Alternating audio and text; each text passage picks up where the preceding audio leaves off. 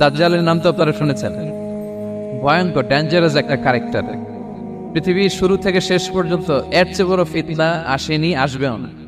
দাজ্জালের ফিতনা, সে তার এক চোখ থাকবে, আরেক চোখ এরকম বন্ধ থাকবে, এখানে লেখা থাকবে কাফারা। কোনোভাবেই তাকে দমানো যাবে না, হত্যা করা যাবে না। আল্লাহ নবী ঈসা আলাইহিস সালাম তাকে হত্যা করবেন। তো যে ব্যক্তি সূরা কাহাফ তেলাওয়াত করবে, সূরা কাহাফের প্রথম 10 আয়াত বিশেষ করে মুখস্থ রাখবে, আল্লাহ তাআলা উসিমা মিন ফিতনাতিদ দাজ্জাল, দাজ্জালের ফিতনা থেকে তাকে বাঁচাবেন। তা আমরা দাজ্জালের ফিতনা থেকে বাঁচতে চাই কি চাই না? আমরা যেন সূরা কাহাফের প্রথম 10 আয়াত মুখস্থ করি, সূরা কাহাফ যেন জুমার দিন আমরা তেলাওয়াত করি। So now the question arises, what is the relationship of Suratul Kahf with Dajjal? দাজ্জালের সাথে সূরা কাহাফের রিলেশনটার কারণ কি? একটা মেকানিজম তো এখানে আছে। এত সূরা থাকতে রাসূল সাল্লাল্লাহু আলাইহি ওয়াসাল্লাম কেন বললেন যে সূরা কাহাফ পড়লে দাজ্জালের ফিতনা থেকে বাঁচবে? কারণ এর কারণ হচ্ছে দাজ্জাল আমাদেরকে যে সমস্ত জিনিস দিয়ে ফিতনায় ফেলবে, ওই ফিতনাগুলোর সলিউশন আল্লাহ তাআলা সূরা কাহাফের ভিতরে রেখে দিয়েছেন। দাজ্জাল 4টা জিনিস দিয়ে আমাদেরকে ফিতনায় ফেলবে। That's a trial of faith. এক নাম্বার, ঈমানের পরীক্ষা সে আমাদেরকে ফেলবে, আমাদের বিশ্বাস নিয়ে ছিনিমিনি খেলবে সে। এটার সলিউশন আছে সূরা কাহাফ, আমি বলবো আস্তে আস্তে। 2 নম্বরে দাজ্জাল আমাদেরকে ফিতনায় ফেলবে, দ্য ট্রায়াল অফ ওয়েলথ, সম্পদ দিয়ে সে আমাদেরকে ফিতনায় ফেলবে। 3 number, the trial of knowledge, জ্ঞান দিয়ে সে আমাদেরকে ফিতনায় ফেলবে। 4 number, the trial of power, ক্ষমতা দিয়ে সে আমাদেরকে ফিতনায় ফেলবে। দাজ্জাল 4টা জিনিস দিয়ে আমাদেরকে পরীক্ষায় ফেলবে। কয়টা? 1 হচ্ছে ঈমানি পরীক্ষা, 2 হচ্ছে সম্পদ দিয়ে পরীক্ষা, 3 হচ্ছে জ্ঞান দিয়ে পরীক্ষা, 4 হচ্ছে ক্ষমতা দিয়ে পরীক্ষা। সে ঈমানের পরীক্ষায় আমাদেরকে ফেলবে। সে এসে বলবে আমি তোমার রব, এবং এটা প্রমাণ করার জন্য যা যা দরকার আল্লাহ তাআলা তাকে সব দিবেন, সে সব করতে পারবে। সে বলবে আমি তোমার রব। যদি বিশ্বাস না হয়, তোমার বাবাকে যদি জীবিত করে বিশ্বাস করবে, অনেকে বলবে হ্যাঁ আমার আব্বাকে জীবিত করে দেখান, তো তার বাবাকে ঠিকই সে জীবিত করে ফেলবে। আসলে শয়তান তার বাবার সূরত নিয়ে সামনে দাঁড়াবে, আরে তাই তো, এটাই তো আমার বাবা, এটাই তো আমার দাদা। মানুষ ফিতনায় পড়ে যাবে, ঈমানের ফিতনায়। সে ভাববে আসলে এটাই বোধহয় আমার রব, এবং তাকে এত ক্ষমতা দেয়া হবে, তার ডান দিকে থাকবে জান্নাত, বাঁ দিকে জাহান্নাম, তার কাছে আল্লাহ এটা দিবে। যে তার কথা শুনবে তাকে সে জান্নাতে ঢুকাবে, কিন্তু জান্নাতে ঢুকে সে জাহান্নামের শাস্তি ভোগ করবে। এটা তার বাইরের মানুষ বুঝবে না, অ্যাপারেন্টলি এটা জান্নাত। আর যে তাকে মানবে না, তাকে সে জাহান্নামে ফেলবে, কিন্তু জাহান্নামে ঢুকলেও সে জান্নাতের নাজ নেয়ামত ভোগ করবে। তাহলে এই যে ঈমানের ফিতনায় সে ফেলে দিবে আমাদেরকে। তো ঈমান কি করে বাঁচাবো, এটা সলিউশন আমি শোনাবো আপনাকে। 2 নম্বরে সে আমাদেরকে সম্পদ দিয়ে ফিতনায় ফেলবে। যার যা লাগবে সে তাই দিতে পারবে, যা লাগবে। সে যদি আকাশকে বলে আকাশে বৃষ্টি দাও, যাকে তারা মানবে ওই এলাকায় বৃষ্টি হবে, সুজলা সুফলা শস্য শ্যামলা হবে সে সমস্ত এলাকা, ফল মূলে ভর্তি হবে, বরকত আর বরকত। আর যে এলাকার লোকেরা, জনপদের লোকেরা তাকে মানবে না, সে বলবে ওখানে বৃষ্টি হবে না, হবে ওখানে খরা, দুর্ভিক্ষ, মাটি ফেটে চলছে, মানুষ না খেয়ে মহামারী, দুর্ভিক্ষ দেখা যাবে। তখন বিশ্ববাসী মনে করবে এটাই বোধহয় আমাদের রব। তার মানে সম্পদ দিয়ে ফিতনায় ফেলে দিবে। 3 নম্বর হচ্ছে নলেজ, তার জ্ঞানের কাছে গোটা বিশ্ব হার মানবে। পূর্বের পরের যত জ্ঞান আছে সব আল্লাহ তাকে দিবে। ইলমুল আউয়ালিন ওয়াল আখিরিন, এমন কোনো প্রশ্ন নেই যেটা দিয়ে তাকে আটকানো যায়। যাই জিজ্ঞেস করবেন সব জানতা, সব বলে দেয়। ভবিষ্যৎবাণী বলে দিবে, বলবে আগামীকাল ওইখানে অমুক দেশে বোমা বিস্ফোরণ হবে ওইখানে, ওখানে দুর্ভিক্ষ হবে, ভূমিকম্প হবে। সে যা বলবে তাই নেই। তার জ্ঞানের এই বহর দেখে মানুষ ফিতনায় পড়ে যায়। 4 নম্বর হচ্ছে দ্য ট্রায়াল অফ পাওয়ার, ক্ষমতা। তার ক্ষমতার সামনে সবকিছু একেবারে ছিন্ন বিচ্ছিন্ন হয়ে যাবে, এত ক্ষমতা হবে তার। সে যেমনটি বলবে তেমনটি ঠিক করবে। বাতাসের চেয়ে দ্রুত বেগে সে এক দেশ থেকে আরেক দেশে চলে যাবে। তো তার এই সমস্ত অলৌকিক ক্ষমতা দেখে মানুষ ফিতনায় পড়ে যাবে। এবং এই ফিতনার এই পরীক্ষার মুহূর্তগুলোতে মানুষ কিভাবে নিজেকে ধরে রাখবে তার সলিউশন আল্লাহ তাআলা সূরা কাহফে দিয়েছে। এই 4টা ফিতনা থেকে বাঁচার জন্য আল্লাহ সূরা কাহফে 4টা ঘটনা উল্লেখ করেছে। কয়টা? 1 নম্বর হচ্ছে আসহাবে কাহফ, যুবকদের ঘটনা, 7 যুবকদের ঘটনা। ঈমান কি করে বাঁচাবেন, সলিউশন ওখানে। সম্পদের ফিতনা থেকে কিভাবে নিজেকে বাঁচাবেন, এজন্য একজন বাগানওয়ালার ঘটনা আল্লাহ সেখানে। জ্ঞানের ফিতনা থেকে কি করে বাঁচবেন এজন্য আল্লাহ তাআলা মুসা আলাইহিস সালাম এবং খিজির আলাইহিস সালামের ঘটনা সেখানে উল্লেখ করেছেন। আর ক্ষমতার ফিতনা থেকে কি করে বাঁচবেন এটা বোঝানোর জন্য আল্লাহ তাআলা যুলকারনাইনের ঘটনা উল্লেখ করেছেন। চারটা ফিতনা থেকে বাঁচার জন্য কয়টা ঘটনা? চারটা ঘটনা। আমরা তাহলে একটা একটা করে ঘটনা শুনি, আমরা একটু উদ্ধার করার চেষ্টা করি যে কি কি সলিউশন আল্লাহ তাআলা আমাদের বাতাস দিলেন। এক নম্বরে হচ্ছে আসহাবে কাহাফের ঘটনা। এটা 250 খ্রিস্টাব্দের সময়কালে রোমান সাম্রাজ্যের একজন বাদশা ছিল, নাম দাকিয়ানিয়াস, প্রতাপশালী বাদশা, পৌত্তলিক, মূর্তির পূজা করতেন। ঈসা আলাইহিস সালাম বিদায় নিয়েছেন 200-250 বছর হলো। তো সব নবীর ধর্মই কিন্তু ইসলাম, যদিও আমরা নাসারা বলি, ইয়াহুদি বলি, সব নবীদের ধর্মই কি ইসলাম। তো তিনি ছিলেন পৌত্তলিক, মূর্তির পূজা করত। আর তার এলাকায় কেউ যদি ঈসা আলাইহিস সালামের নাম নিত, আখিরাতে বিশ্বাস করতো, আল্লাহ বিশ্বাস করতো, তাদেরকে তারা পাথর মেরে হত্যা করত। এজন্য ভয়ে কেউ ঈসাই ধর্মে ঈমান আনত না, মানে ইসলামে ঈমান আনত না। এই রাজার ভয়ে সবাই মূর্তির পূজা করতেন। কিন্তু 7 জন যুবক ছিল, তারা স্রোতে গা ভাসিয়ে দেয়নি, স্রোতের বিপরীতে তারা ঈমান নিয়ে দাঁড়িয়েছে। তারা ঈসা আলাইহিস সালামের রেখে যাওয়া সত্য ধর্মের উপর ঈমান এনেছে, আখিরাতে তারা বিশ্বাস করত। এই 7 জন যুবকের কথা ছড়াতে ছড়াতে রাজা দাকিয়ানুসের কাছে চলে যায়। উনি তো রেগে মেগে ডেকে পাঠালো 7 জনকে। তাদেরকে জিজ্ঞেস করলো, তোমরা কাকে মানো? বলতেছে এক আল্লাহকে মানি। সাহসী, খুবই সাহসী। বলতেছে তুমি কি জানো তোমরা কার সামনে কথা বলতেছো? আমি তোমাদেরকে মৃত্যুদণ্ড দিতে পারি। তারা বলে দেন, কিন্তু আমরা সব বিসর্জন দিলেও ঈমান বিসর্জন দিতে পারবো না। সুবহানাল্লাহ। তুমি বললে তোমরা যুবক মানুষ, রক্ত গরম, আবেগে কথা বলতেছো, 3 দিন সময় দিলাম, যাও যাও, ঈসার নাম ভুলে যাও, আখিরাত ভুলে যাও, আল্লাহর নাম ভুলে যাও। 3 দিন পরে তোমাদেরকে আবার ইন্টারভিউ নেব। ওই দিন যদি একই কথা বলো, পাথর মেরে 7 জনকে দুনিয়া থেকে উড়িয়ে দিতে। তারা চলে গেল। এবার 7 বন্ধু মিলে পরামর্শ করতে লাগলো, কি করতে পারি আমরা, এই গুণেধর সমাজকে আমরা কিভাবে বাঁচাবো? এই পৌত্তলিকতার ছবল থেকে এই ইফসিস নগরীকে বাঁচাবো কি করে? নগরীটার নাম ছিল ইফসিস নগরী। বর্তমানে এটা তুরস্কের ইজমির শহরে অবস্থিত। এখনো জায়গাটা প্রত্নতাত্ত্বিকদের ইয়েতে এটা সংরক্ষিত, এখনো টুরিস্টরা যায়। তো তারা বললো, আমরা ঈমান বিসর্জন দিব না, যদি আমরা ওদের কথা মেনে নিই আমরা তো মুশরিক হয়ে গেলাম। চলো আমরা এক কাজ করি, আমরা এলাকা ছেড়ে দেব।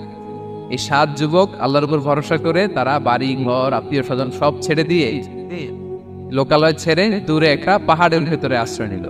পাহাড়ের ভেতরে একটা গুহা ছিল, এই গুহা কি আরবিতে বলে আল কাহাফ। কি বলে? এই সূরার নাম কি? সূরাতুল কাহাফ। তো তাদের সাথে সাথে একটা কুকুরও যাচ্ছিল। তারা বারবার তাড়িয়ে দেওয়ার চেষ্টা করতেছিল কুকুরটাকে যাতে না যায়, কিন্তু এই কুকুর শুধু কান্না করে তাদের সাথে যাওয়ার জন্য ঘেউ ঘেউ করতেছিল। এই কুকুরটাকেও সাথে নিলেন। ভালো মানুষদের সাথে থাকলে কি হয় দেখেন, এই কুকুরের কথা, যেহেতু 7 জন ইমানদারের সাথে একটা কুকুর ছিল, এই কুকুরের কথা আল্লাহ সূরাতুল কাহাফে উল্লেখ করে দিয়েছে। ওয়াকালবুহু বাসিতুন যিরাআইহি বিল ওয়াসি। তো তারা ভিতরে গেল, যে প্রচন্ড ক্লান্ত, তারা ঘুমিয়ে পড়ল। কি করলো? এই এক ঘুমে আল্লাহ 309 বছর কাটাই দিলেন। কয়শো 9 বছর? 9 বছর ঘুম, সব ঘুম, প্রচন্ড ঘুম যেন আর কাটে না। 309 বছর পরে এরা জাগিল। এখন খুব ক্ষুধা, ঘুমে আর মোর ভাঙতেছে। আর একজন জিজ্ঞেস করতেছে, কি লম্বা সময় ঘুম দিলাম বোধ হয় আমরা? একজন বলতেছে, হ্যাঁ মানে সারাদিনই ঘুমাইছি আমরা। আরেকজন বলতেছে, না না সারাদিন না, দিনের কিছু অংশ হয়তো ঘুমাইছি। আসলে কয় বছর ঘুমাইছে? 309 বছর। তো এদিকে সভ্যতার তো চেঞ্জ। এখানে ওই দাকিয়ানুস মরে, এর ছেলে মরে, এর নাতি মরে, পুতি মরে, এখন 6ষ্ঠ নম্বর রাজা আসছে। প্রজন্মের পর প্রজন্ম তো শেষ। 309 বছরে কমপক্ষে 4-5টা জেনারেশন চেঞ্জ হবে। তো জেনারেশন চেঞ্জ হয়ে, এলাকা চেঞ্জ হয়ে, তারা যে স্বপ্ন দেখেছিল এই ইফসিস নগরীতে কালেমার পতাকা উঠবে, তাদের স্বপ্ন আল্লাহ বাস্তবায়ন করেছে। 309 বছরের ব্যবধানে এই এলাকার সবাই মুসলিম হয়ে গেছে। আল্লাহ চাইছিলেন ওদেরকে দেখাবে এটা, যে স্বপ্নটা যে বাস্তবায়ন হয়েছে এটা দেখাবে। তো ঘুম থেকে উঠছে, একজনকে তারা বললো যে লুকায় লুকায় চাদর মুড়ি দিয়ে কিছু রুটি নিয়ে আসো বাজার থেকে, যাতে তোমাকে না চিনে। চাদর মুড়ি দিয়ে যাও। কিছু পয়সা ছিল, মুদ্রা দিয়ে দিস। তো সে যে যখন দোকানদারের কাছ থেকে রুটি নিয়েছে আর মুদ্রা দিছে, দোকানদার বলে, এই মুদ্রা কোথা থেকে আসলো? 309 বছর আগে মালয়েশিয়াতে রিঙ্গিট ছিল কিনা জানি না, যেভাবে ওরা ট্রানজাকশন করতে পারছে যেটা ছিল, ওইটা যদি এখন কেউ দেয় রাজধানী বিলাসে খাবার পাওয়া যাবে? হ্যাঁ হ্যাঁ। তো রুটিওয়ালা বলে তুমি বর্তমান সময়ের মুদ্রা দাও, এটা দিচ্ছ কেন? বলতেছে এটা তো বর্তমান সময়ের মুদ্রা। বলতেছে এই যে মুদ্রার মধ্যে দেখো কোন সালের সিল দেওয়া, এটা তো শত শত বছর আগে। বলতেছে কি বলে শত বছর আগে? আমি তো আজকে সকালেই বাজার করলাম, ওই বাজার করে যে টাকাগুলো ছিল ওইটাই তো পকেটে। বলতেছে বলে কি, নিশ্চয়ই তুমি গুপ্তধনের সন্ধান পেয়েছো, হিডেন ট্রেজার।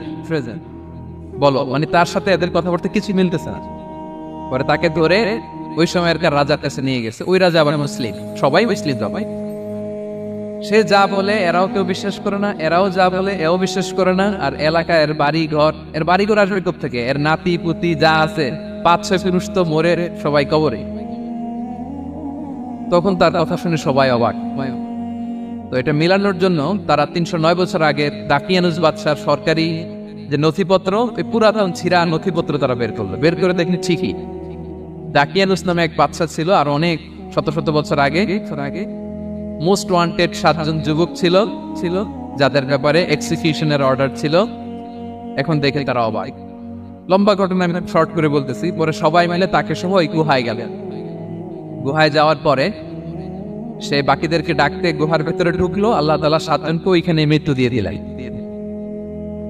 চিরকালের জন্য এই 7 জন ঘুমায় পড়ল। আর এলাকাবাসী রাজা সহ ওইখানে তারা একটা মসজিদ নির্মাণ করল। This is the story of আসহাবে কাহাফ। এলাকাবাসী যদিও মুসলিম হয়েছিল, কিন্তু আখিরাতের ব্যাপারে তাদের একটা সন্দেহ ছিল যে আসলে মানুষ মরার পরে কি আবার জীবিত হবে? মৃত্যুবরণ করার পরে আবার মানুষ জীবিত হবে? তাদের মনের মধ্যে একটা সন্দেহ ছিল যে আসলে মারা গেলে মানুষ আবার উঠতে পারে। তাদের এই সন্দেহ দূর করার জন্য আল্লাহ তাআলা এই 7 জনকে 309 বছর ঘুম পাড়িয়ে আবার জীবিত করলেন। সুবহানাল্লাহ। তাহলে ঈমান কিভাবে বাঁচাতে হয় এটার প্রেরণা আমরা এই 7 যুবকের কাছ থেকে পাই। এখানে যেটা আমরা শিখি প্রিয় ভাইরা, 1 নম্বর লেসন হচ্ছে আমাদের গুড কোম্পানি লাগবে, রাইটাস পিপল, মানে আমাদের সার্কেলটা ভালো হইতে হবে। তাদের 7 জনের সার্কেলটা খুব ভালো ছিল, ফলে তারা বিপথে যায় না, এবং তারা এমন শক্ত সিদ্ধান্ত নিয়েছে যে আল্লাহ তাআলা সেটাতে বরকত দিয়েছেন, গোটা সমাজকে আল্লাহ তাআলা চেঞ্জ করে দিয়েছেন। এটা হচ্ছে 1 নম্বর লেসন। আপনি ঈমান বাঁচাতে হলে আপনার সার্কেল ভালো লাগবে। বুঝবেন যে এলাকায় যাবেন ওখানে নামাজি সার্কেল কারা আছে, ওখানে জ্ঞানী গুণী সার্কেল কারা আছে, ওখানে ভালো কাজ করতে চায়, একে অপরকে সহযোগিতা করে, কল্যাণের পথের যাত্রী কারা আছে খুঁজতে হবে আপনাকে। বুঝে ওই সার্কেলে আপনি যুক্ত হবে, তাইলে ঈমান বাঁচানো যাবে। ক্লিয়ার? 2 নাম্বার হচ্ছে conflict between believers and disbelievers is universal. সত্য মিথ্যার লড়াই এটা চিরন্তন, আজীবন থাকবে। এটা ওনাদেরও ছিল, এখনো আমাদের লড়াই করে যেতে হচ্ছে, আমাদের ভবিষ্যৎ প্রজন্মও করবে। এই লড়াইটা আমরা করে যেতে চাই। কি বলেন? হ্যাঁ, থামা যাবে না? আমরা থামতে আসিনি, আমরা এই লড়াইটা করে যাব। আমরা সত্যের কথা বলেই যাব ইনশাআল্লাহ। বলা ইনশাআল্লাহ। 3 নাম্বার হচ্ছে যে লেসনটা আমরা পাই, অনেকগুলো লেসন, আমি খুব প্রেসাইজলি বলতেছি। যুবকরা চাইলে একটা সমাজকে পাল্টে দিতে পারে। এই পৃথিবীতে যত বড় বড় বিপ্লব হয়েছে এগুলো যুবকরা এনেছে। তারা হচ্ছে সভ্যতা গড়ার কারিগর। আসহাবে কাহাফ আমাদের এই সময়ের নওজওয়ানদের জন্য প্রেরণা, তারা আমাদের জন্য প্রেরণার বাতিঘর। তারা যেমনি ঈমানকে রক্ষা করেছে, আমাদের যুবকরা চাইলেও তাদের ঈমানি চেতনাতে স্পিরিট দিয়ে সমাজটাকে পাল্টে দিতে পারে। কি বলে? এখানে বেশিরভাগই তো যুবক। হ্যাঁ, গুড সার্কেলে থাকবেন তো আপনারা? সত্যের পক্ষে সবাই থাকবেন তো? আল্লাহ তাআলা কবুল করুন। আচ্ছা, এবার 2 নাম্বার ছিল সম্পদের ফিতনা, কিভাবে বাঁচবেন। আসহাবে কাহাফের পরে সূরা কাহাফে আল্লাহ তাআলা একজন বাগানওয়ালার ঘটনা বলেছে। 2 জন বন্ধু, একজন একটু গরিব, সে বিশ্বাসী, আরেকজন ধনী, সে অবিশ্বাসী। তাকে আল্লাহ তাআলা বিশাল বড় খেজুরের বাগান আর আঙ্গুরের বাগান দিয়েছেন, বিশাল বড়, অনেক বড় বিজনেস ম্যাগনেট। তো এই সম্পদের অহংকার সে করত। সে প্রায় তার গরিব বন্ধুকে বলতো যে তোর চেয়ে আমার সম্পদও বেশি, সন্তানও বেশি, জনবল বেশি, লোকবল বেশি, অর্থবল বেশি, সব বেশি। অহংকারে তার পা মাটিতে পড়তো না। আর সে আখিরাতে অবিশ্বাস করত, এবং সে বলতো যে এই সম্পদ আমারে বাঁচাবে, চিরকাল আমাকে স্মরণীয় করে রাখবে, এই সম্পদ কোনোদিন যাবে না। অনেক বড় বড় ধনীরা আছে, তারা এরকম মনে করে যে আমি এত বড় সিআইপি, হ্যাঁ, আমি এত বড় বিজনেস ম্যাগনেট, এই দিন বোধহয় আর চেঞ্জ হতে পারে না। আমার আজীবনই বোধহয় এত পাওয়ার থাকবে, এত সম্পদ থাকবে। এটা ভুল ধারণা। এটা কি ভুল ধারণা? এই যে তুরস্কে দুর্ভিক্ষ হইল না, আপনারা দেখছেন না যে অনেক সম্পদের মালিক বাড়ি ঘর ভেঙে রাস্তার পকেট, এখন ওই যে রিফিউজিদের জন্য যে খাবার আসছে ওখানে লাইনে দাঁড়াইছে, কারণ একটি লাইনে না দাঁড়ালে খাবারও তো মিলবে না। হাজার কোটি টাকার মালিক ছিল, ভেঙে চুরে সব শেষ। এখন রিলিফের ইয়ে নেওয়ার জন্য দুস্থদের কাতারে ওখানে দাঁড়াইছে, কারণ দাঁড়াইলেই কিছু খাবার পাওয়া যাবে, খিচুড়ি পাওয়া যাবে, তা না হলে তো খাবারটাও মিলবে না। এই যে বঙ্গবাজারে আগুন লাগলো আমাদের বাংলাদেশে, 20টা-25টা দোকান ছিল অনেকের যাদের অন্যান্য বিজনেস আছে তারা হয়তো সার্ভাইভ করতে পারতেছে, কিন্তু এমন অনেক ব্যবসায়ী ছিল সব শেষ, জ্বলে পুড়ে তার টাকা পয়সা পুঁজি সব শেষ। তো ধনীকে গরিব বানাতে আল্লাহর 1 সেকেন্ডও লাগে। ওই বিশাল প্রাসাদ থেকে টেনে ভাঙ্গা থালা হাতে দিয়ে রাস্তায় নামাইতে আল্লাহর কয় সেকেন্ড লাগে বলেন তো? 1 সেকেন্ডও লাগে না। সো এই লেসনটা কিন্তু আমাদের নিতে হবে, এবং ওই ব্যক্তির নসিবে তাই উঠেছে। সে যখন অহংকার করতেছিল, আল্লাহ তাআলা আকাশ থেকে একটা আগুন পাঠালেন। ওই আগুন এসে তার আঙ্গুরের বাগান, তার খেজুরের বাগান, বিশাল মাইলকে মাইল এই বাগান জ্বালিয়ে পুরে মুহূর্তের মধ্যে সারখার হবে, এবং মুহূর্তের মধ্যে সে পথের ভিখারি, ফকির। এই ঘটনাটা এনে আল্লাহ তাআলা সম্পদশালীদেরকে রিমাইন্ডার দিলেন যে এই সম্পদের ফিতনায় তোমরা পড়ে যেও না। আমরা সম্পদশালী হলে বাস্তবতা অনেক সময় ভুলে যাই। সূরাতুল হুমাজাতে আল্লাহ তাআলা বলেন, ইয়াহসাবু আন্না মালাহু আখলাদা। সম্পদশালীরা মনে করে এই সম্পদ আমাকে চিরকাল বাঁচিয়ে রাখবে, চিরকাল বোধহয় এই সম্পদ আমার হাতে থাকবে। না, এটা হাতের ময়লা, আজ আছে কাল নাই, যে কোনো সময় চলে যেতে পারে। এটা হচ্ছে ম্যাটেরিয়ালিস্টিক আউটলুক, বস্তুবাদী চিন্তা থেকে এই আমাদের ধনী ভাইদের এই সমস্যাটা হয়, ভোগবাদী চিন্তার প্রভাব আর কি। সম্পদ যখন হাতে থাকে ধরাকে সরাজ্ঞান করে, মনে করে যে সবই আমার কন্ট্রোলে। না, আপনারে ওই গরিবের কাতারে আনতে, ওই রিলিফের সম্পদ নেয়ার জন্য ওই লাইনে দাঁড় করাইতে আল্লাহর 1 সেকেন্ডও লাগে, এটা খেয়াল রাখতে হবে। আমরা যখন প্রাইভেট কারে চড়ি, মাঝে মাঝে অনেকে এসে হাত পাতে, এদেরকে ছোট করা যাবে না। গল্পটা আল্লাহ ভিন্ন করতে আল্লাহর 1 সেকেন্ডও লাগে। ওইদিকে আমি দাঁড়ায় হাত পাততাম আর উনি প্রাইভেট কারে বসে থাকতো, আল্লাহ চাইলে করতে পারতেন না, পারতেন। তো এখান থেকে আমাদের জন্য শিক্ষা হচ্ছে সম্পদ এটা ক্ষণস্থায়ী, আজ আছে কাল নাই, এটা ক্ষণস্থায়ী, এটাকে এভারলাস্টিং মনে করা যাবে না। এভারলাস্টিং হচ্ছে আখিরাত। ওয়ালাল আখিরাতু খায়রুল লাকা মিনাল উলা, আখিরাত তোমার জন্য দুনিয়ার চেয়ে শ্রেষ্ঠ। এবং আল্লাহ তাআলা দৃষ্টান্ত একটা দিয়েছেন যে দুনিয়ার জীবনটা হচ্ছে কামা, ওই পানির মতো যেটা আনজালনাহু মিনাস সামা, আকাশ থেকে নাজিল করেছি। ওই পানি ক্ষেতের মধ্যে পড়ে ফসল, ফুল ফসল হয়েছে। এরপরে যখন ফসল কাটা হয়, ওই ক্ষেত খামার এগুলো তৃণলতা হয়ে যায়, ভুসির মতো হয়ে যায়। তখন বাতাসের ঝাপটায় একবার এদিকে যায়, একবার ওদিকে যায়। অনেক লম্বা উপমা, আমি সংক্ষেপে বললাম। তো শেষ আউটপুটটা হচ্ছে এটা, সম্পদ এটা মুহূর্তেই চলে যেতে পারে। সম্পদ উপার্জন জায়েজ আছে, মুসলিমরা সম্পদ উপার্জন করতে পারবে, কোনো অসুবিধা নাই। আপনি যদি ধনী হন এটা ভালো, ফলে আপনি যাকাত দিতে পারবেন, অসহায় দুস্থদের সহায়তা করতে পারবেন, কন্ট্রিবিউট করতে পারবেন। আপনি সম্পদ হাতের মুঠোয় নেবেন, কন্ট্রোল করবেন, কিন্তু এই দিকে স্থান দিবেন, দ্যাটস ইট, তাহলেই হবে।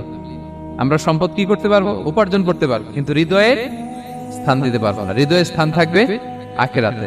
এই মাইন্ডসেট যদি আপনি গড়ে তোলেন, তাহলে সম্পদের ফিতনা আপনি কখনো পড়বেন না। এই পয়েন্টটা কি ক্লিয়ার? ক্লিয়ার। 3 নাম্বার ফিতনা ছিল কিসের ফিতনা দেখি কে বলতে পারে? প্রথমটা হচ্ছে বিশ্বাস বা ঈমানের ফিতনা, 2 নাম্বার হচ্ছে সম্পদের ফিতনা, 3 নাম্বার জ্ঞানের ফিতনা। জ্ঞানেরও কিন্তু ইলমেরও একটা গরম আছে, যার ইলম আছে তার মধ্যে এই সমস্যাটা কাজ করে। সেটার জন্য আল্লাহ তাআলা মুসা আলাইহিস সালাম, খিজির আলাইহিস সালামের ঘটনা বলেন। আমি খুব সংক্ষেপে বলবো, সময় কম। মুসা আলাইহিস সালাম হচ্ছে বনি ইসরাইলের নবী, আর খিজির আলাইহিস সালাম কেউ বলেছেন নবী, কেউ বলেছেন আল্লাহর ওলি। আসলে আরবিতে ওনার নাম খদির, আমরা বাংলায় বলি খিজির। খদির মানে সবুজ। উনি যে কোনো জায়গায় বসলে ওখানে মরা গাছ, লতা পাতা এগুলো সবুজ হয়ে যেত। অনুর্বর এলাকার উপর দিয়ে হেঁটে গেলে ওটা উর্বর হয়ে যেত। তো মুসা আলাইহিস সালাম একবার ওয়াজ করতেছেন এইভাবে বনি ইসরাইলের সামনে, খুতবা দিচ্ছেন। হঠাৎ এক লোক দাঁড়ায় বলে, ইয়া নবী আল্লাহ, মান আ'লামু ফিল আরদ, বর্তমান পৃথিবীতে সবচেয়ে জ্ঞানী কে? মুসা আলাইহিস সালাম বলেন, ফাকালা আনা, আমি। কি বললেন? উনি আসলে ভুল কিছু বলেন নাই, কারণ প্রত্যেক জামানার নবীকেই আল্লাহ তাআলা সবচেয়ে বেশি জ্ঞান দিয়ে পাঠান, কারণ তার কাছে ওহীর জ্ঞান আসে। অদৃশ্যের খবর আসে, ইলমুল গায়ব আসে, কিন্তু এই উত্তরটা আল্লাহ তাআলার পছন্দ হয় না। আল্লাহ তাআলা চাচ্ছিলেন মুসা যদি বলতো আল্লাহ তাআলাই জানে কে জ্ঞানী বা আল্লাহই সবচেয়ে জ্ঞানী, এরকম হলে ভালো হতো। কিন্তু মুসা আলাইহিস সালাম কি বলছে? আমি আমি একজন প্রশ্ন করলো সবচেয়ে বড় জ্ঞানী কে, উনি কি বললেন? আমি। এই যে আমি এটাতে ঝামেলা আছে। আমি বড়, আমি জানি, আমি সব, দিস ইজ প্রবলেমেটিক। আল্লাহ এটা পছন্দ করলেন না। আল্লাহ তাআলা মুসা আলাইহিস সালামকে বললেন, মুসা তুমি যে বলছো তুমি জ্ঞানী, না তুমি জ্ঞানী না, তোমার চেয়ে বড় জ্ঞানী আছে। ঈসা আলাইহিস সালাম বলে তাই নাকি, আমার চেয়ে বড় জ্ঞানী কে? তো আল্লাহ তাআলা বললেন, ইযহাব ইলা মাজমাইল বাহরাইন, দুই সাগর বা দুই নদীর মিলনস্থলে যাও, ওখানে আমার এক বান্দা আছে তোমার চেয়েও জ্ঞানী। মুসা আলাইহিস সালাম বললেন তাই নাকি? তো আল্লাহ আমি কিভাবে চিনি উনি কোথায় থাকে, কিভাবে বুঝবো? আল্লাহ বললেন একটা বড় মাছ নাও, এটাকে ফ্রাই করো, এটাকে ফ্রাই করে একটা ঝুড়ির ভেতরে নাও, যেখানে এই মাছটা সাগরে ঢুকে যাবে ওখানে আমার বান্দাকে পাবে। তো উনি ওনার সহযোগী ইউশা ইবনে নুনকে নিয়ে হাঁটতে লাগলেন। হাঁটতে হাঁটতে এক জায়গায় ক্লান্ত হয়ে পাথরের পাশে বিশ্রাম নিলেন। ওই পাথর থেকে আবার এক ধরনের পানি বের হয়, এই পানিটারে বলে আবে হায়াতের পানি, মা উল হায়াত, জীবন নদীর পানি। এই পানি কোনো মৃত প্রাণী বা বস্তুর গায়ে লাগলে ওটা জীবিত হয়ে যায়। তো ওনারা পাথরে হেলান দিয়ে বিশ্রাম নিচ্ছিলেন, ওই পানি ওই ফ্রাই করা মাছের গায়ে লাগার সাথে সাথে মাছ জীবিত হয়ে ঝুড়ি থেকে বের হয়ে সাগরে ডুবে গেছে। ওনারা আর খেয়াল করেন। এরপর আবার হাঁটতে লাগলেন। হাঁটতে হাঁটতে যখন ক্লান্ত তখন বলে, এই ইউশা আমাদের ওই মাছ ফ্রাই মাছটা দাও, এখন খাই। ঝুড়ি খুলে দেখে মাছ নাই। মাছ গেল কোথায়? তখন ইউশা বলল, হয়তো আমরা যে পাথরের ওখানে বিশ্রাম নিয়েছিলাম ওখানে আমরা বিশ্রাম, ওখানে হারাই গেছি, চলো চলো, আরে ওইদিকে তো যেতে হবে আমাদের। উনি গেলেন, যে দেখে মাছ যে জীবিত হয়ে বালুর দিকে নড়াচড়া করতে করতে সাগরে ঢুকে গেছে, ওখানে দাগ আছে। মুসা আলাইহিস সালাম ঢুকলেন সুরঙ্গ, ঢুকে দেখে চাদর গায়ে দিয়ে এক লোক শুয়ে আছে। সালাম দিলেন, আসসালামু আলাইকুম। ওই লোক চাদর আর সরায় না, ভিতর থেকে বলতেছে ওয়ালাইকুম আসসালাম। তো চাদরের ভিতর থেকে উনি বলে, মানান তুমি কে? মুসা আলাইহিস সালাম বললেন, আনা মুসা, আমি মুসা। উনি বলেন, মুসা বনি ইসরাইল, বনি ইসরাইলের মুসা? বললেন হ্যাঁ। কেন এসেছো? এবার চাদর খুললেন, বলতেছে আপনার কাছ থেকে কিছু শিখতে আসছি। আল্লাহ বলছে আপনি নাকি সবচেয়ে বড় জ্ঞানী। আমি ভুল করে বলে ফেলছিলাম আমি, আল্লাহ বলছেন যে আপনি নাকি জ্ঞানী। বলতেছে না, তুমি আমার জ্ঞান নিতে পারবা না, ওই ধৈর্য শক্তি তোমার নাই। মুসা আলাইহিস সালাম বললেন যে আপনি যে কোনো শর্তে আমাকে একটু রাখেন কয়েকদিন, আপনার সাথে আমি রাজি। বললেন না তুমি পারবা না। মুসা আলাইহিস সালাম জোর করতে লাগলেন। অবশেষে খিদির আলাইহিস সালাম রাজি হলেন। বললেন শর্ত হচ্ছে আমি যাই করি আর না করি আমাকে কোনো প্রশ্ন করা যাবে না। মুসা আলাইহিস সালাম বললেন ওকে। সফর শুরু হলো। সামনে নদী, এক লোক তাদের নৌকা দিয়ে নদী পার করাই দিল। নদী পারাপারের পর খিজির আলাইহিস সালাম লাঠি দিয়ে নৌকার তলাটা ছিদ্র করে দিলেন। মুসা আলাইহিস সালাম বললেন ইন্নালেন, এটা আপনি কি করলেন? ওরা আমাদেরকে নদী পার করে দিল, আর যে ভাড়াটা আসছিল এটাও নিল না, আমাদেরকে সম্মান দেখলো, আপনি নৌকা ছিদ্র করে দিলেন।